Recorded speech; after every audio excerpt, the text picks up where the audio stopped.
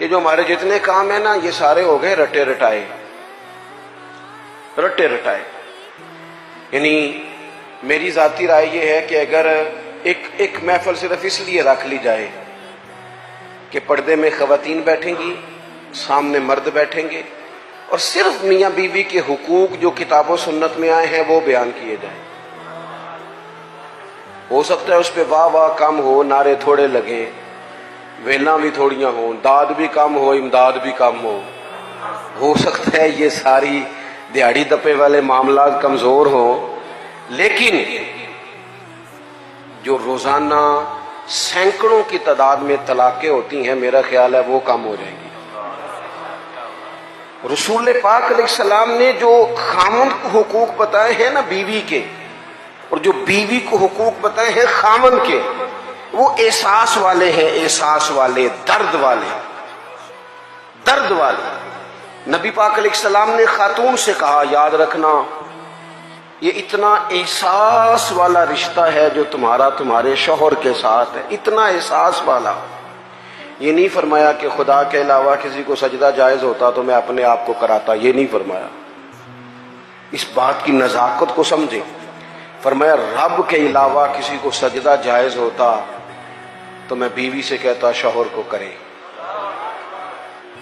کس حد تک محبوب نے اس نزاکت کو، اور مرد کے لیے بھی اسی طرح بیان کیا، مرد کے لیے بار بڑے اچھے، بڑے جناب بہترین، بڑے چودھری صاحب، بڑے صاحب، بڑے علامہ، بڑے مفتی، بڑے فلان، اور گھر میں موڈ ہی نہیں سیدھا کرتے۔ صبح سے بیٹھی ہے بیچاری، اس نے کوئی بات کرنی ہے تیرے ساتھ، اور یہ گھر کی ساری ٹینشنیں لے کے گھر آ گیا، کہتا میں ایڈا تھکے آیا، تو مینوں گل سنا رہی ہے، تو کس کو سنائے، کس سے بات کرے؟ نبی کریم کا اسوہ حسنہ دیکھیں تو حضور احساس کرتے ساتھ والوں کا۔ ہماری زندگی ہماری ذات سے شروع ہوتی ہے، مینوں روٹی پوچھی جے کہ نہیں، میرے کپڑے استری ہوئے نے کہ نہیں، مینوں پروٹوکول وہ تو کسی اور کی بھی سوچنا، تیرے سب خوشیاں تیرے ساتھ ہی وابستہ ہیں۔ خدا مجھے ایسی خدائی نہ دے کہ اپنے سوا کچھ دکھائی نہ دے۔ حضور کا اسوہ حسنہ کیا ہے؟ لو حدیث پاک سنو، آپ خوش ہو جائیں گے۔ حضور ایک دن گھر میں بیٹھے بیٹھے مسکرائے اور فرمایا عائشہ جب تم مجھ سے راضی ہوتی ہو پھر بھی مجھے پتہ چل جاتا ہے، اور جب تمہارے دل میں کوئی بات ہوتی ہے مجھے پھر بھی پتہ چل جاتا ہے۔ حضرت عائشہ بڑے تجسس سے عرض کرنے لگی یا رسول اللہ صلی اللہ علیہ وسلم میں اور آپ سے ناراض؟ حضور نے فرمایا بتاؤں پھر؟ یا رسول اللہ فرمائیے۔ تو محبوب فرمانے لگے تم کبھی کبھی قسم اٹھاتی ہو؟ حضور اٹھاتی ہوں۔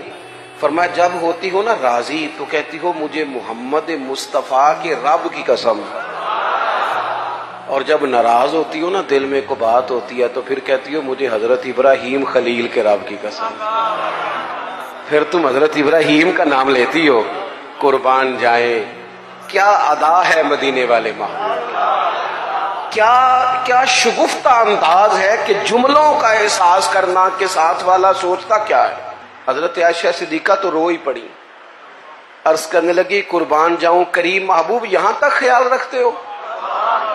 کوئی ضروری ہے کہ کوئی رو کے دکھڑا سنائے تو سننا ہے؟ اس کے لفظوں سے غور کرو، اس کے جملوں پر غور کرو، اس کی باتیں دیکھو، اس کی گفتگو کہاں ہے اور وہ کہاں پہنچ گیا ہے بیچارہ، اس درد کو محسوس کرو۔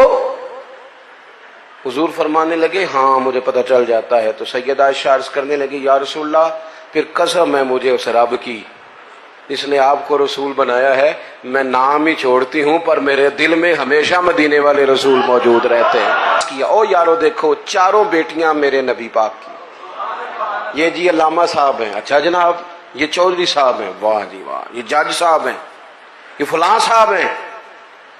انہوں نے کبھی بچے کو ہاتھ نہیں لگایا۔ بچہ کس کا ہے؟ جب ان کا بچہ ہے تو کوئی عرض نہیں کندھے پہ اٹھانے پہ، کوئی منع نہیں۔ اگر نبی کریم سے زیادہ تو اعزاز نہیں نا کسی کا، تو آپ صحیح بخاری پڑھیں، حضور کی جو سب سے بڑی نواسی ہیں حضرت زینب کی بیٹی جناب امامہ بنت زینب، بڑی نواسی، بخاری میں موجود ہے۔ حضور نماز پڑھنے آتے تھے تو نواسی کو ساتھ اٹھایا ہوتا تھا۔ اچھا یہ بھی کبھی سیکھا کرو، میرے رسول کی 4 بیٹیاں ہیں،